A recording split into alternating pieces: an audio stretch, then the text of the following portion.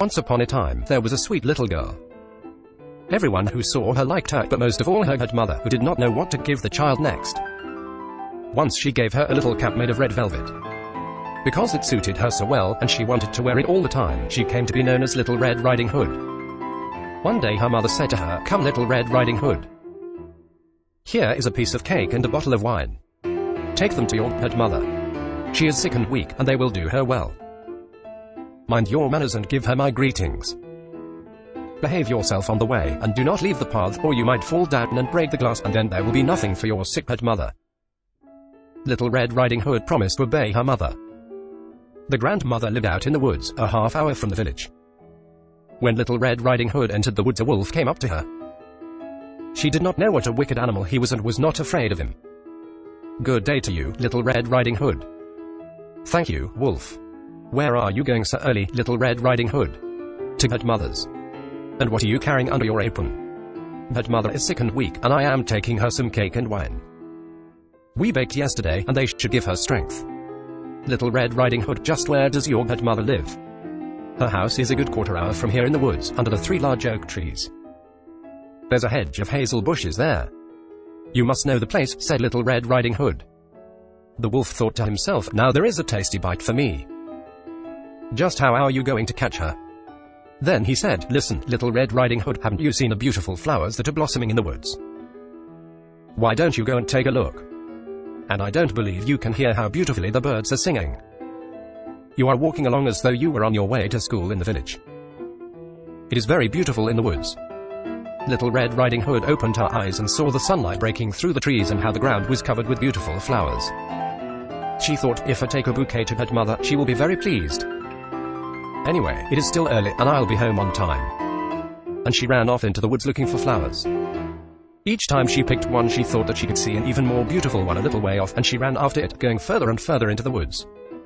But the wolf ran straight to the mother's house and knocked on the door. "Who's there?" "Little Red Riding Hood. I'm bringing you some cake and wine. Open the door for me." "Just press the latch," called out the grandmother. "I'm too weak to get up." The wolf pressed the latch, and the door opened.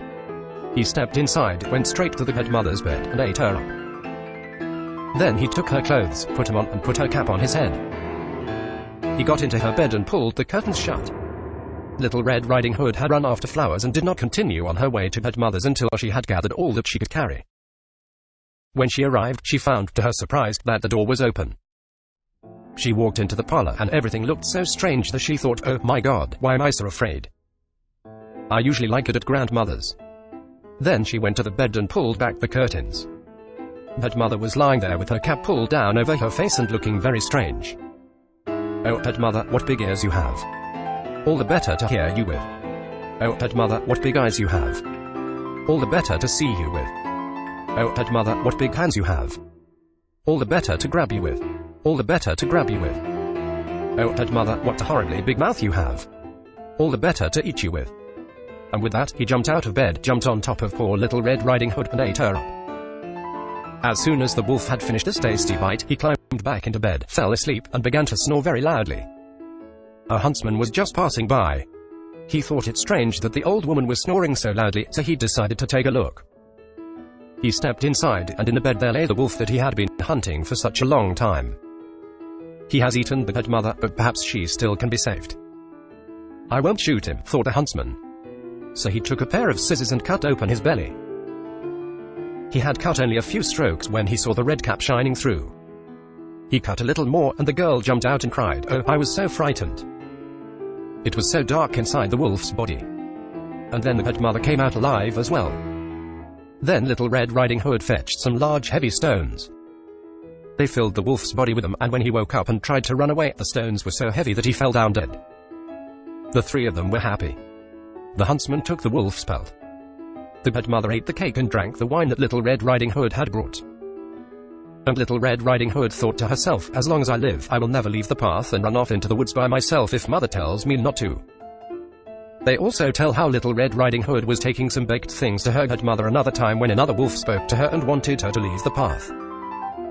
But Little Red Riding Hood took care and went straight to her mother's. She told her that she had seen the wolf and that he had wished her a good day, but had stared at her in a wicked manner. If we hadn't been on a public road, he would have eaten me up, she said. Come, said the good mother. Let's lock the door so he can't get in. Soon afterward the wolf knocked on the door and called out, Open up, good mother. It's Little Red Riding Hood, and I'm bringing you some baked things. They remained silent and did not open the door. The wicked one walked around the house several times and finally jumped onto the roof. He wanted to wait until Little Red Riding Hood went home that evening, then follow her and eat her up in the darkness. But the grandmother saw what he was up to. There was a large stone trough in front of the house. Fetch a bucket, Little Red Riding Hood, she said. Yesterday I cooked some sausage. Carry the water that I boiled them with to the trough. Little Red Riding Hood carried water until the large trough was clear full. The smell of sausage arose into the wolf's nose. He sniffed and looked down, stretching his neck so long that he could no longer hold himself, and he began to slide. He slid off the roof, fell into the trough, and drowned. And Little Red Riding Hood returned home happily and safely.